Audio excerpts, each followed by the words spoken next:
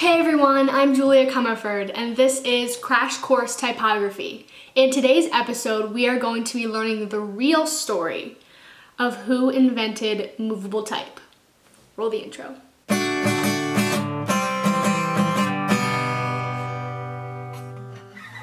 I know what you're all thinking. It's common knowledge that Gutenberg printed the first real book because he invented the printing press and metal type.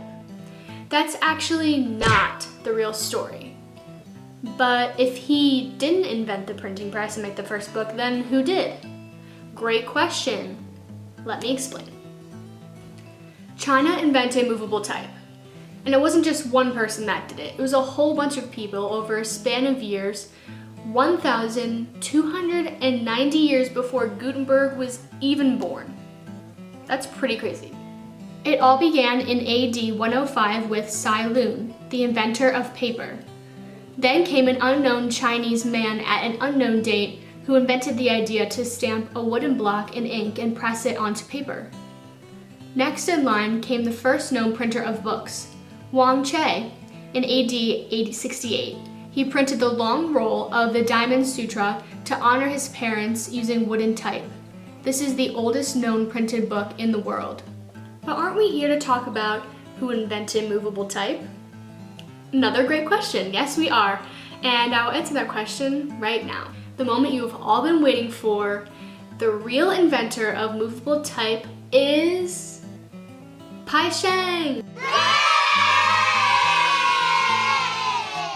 Between AD 1051 and AD 1059, he made movable type device and made his type out of baked clay. But after his death, his invention was never greatly used. After Pai Sheng came Wang Cheng. He used movable type to make books too, but instead of making his type out of clay like Pai Sheng, he made it out of wood. And then finally, half a century before Gutenberg, came the inventors of the first metal type, the Korean kings. Their type was made of bronze that they cast in molds, which was the first time this was ever done, but it is unknown how the spread of movable type spread from China to Korea. But why did movable type in China end with the death of Pai Sheng? It is speculated that the alternative, printing from a single piece of wood on which is carved complete texts, was less expensive and more efficient because there are so many Chinese characters. Also, Chinese characters are much more complicated than the simple forms of the much smaller Latin alphabet, which was better suited to metal type. Another question. If movable type ended with the death of Pai Sheng, then how did it spread to Europe? There's no concrete evidence that suggests exactly how movable type went from China to Europe, but historians and researchers have speculated how this could have happened. To answer this question, historians have referred to the parallelism of the human mind in different places in the world. In both China and Europe, civilization came to a point where they needed to mass-produce books. So they did. But it only happened earlier in China because China was more efficient at recovering from the Dark Ages than Europe was. But our main question is, how did movable type and printing get from China to Gutenberg? The answer to that is a little fuzzy, but what mainly happened was that it was passed along through many different people in many different countries throughout the East. Turkish people carried block printing across Asia.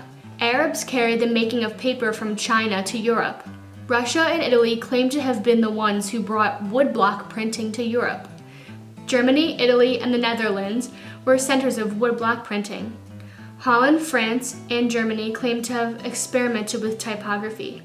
Typography was perfected, not invented, in Germany by Gutenberg, and then spread throughout the world from there. So there you have it. Pai Sheng, along with many other Chinese and Korean inventors and typographers, invented movable type long before Johannes Gutenberg did. And that's it for today. Make sure you hit that like button, subscribe for more about typography. See you next time.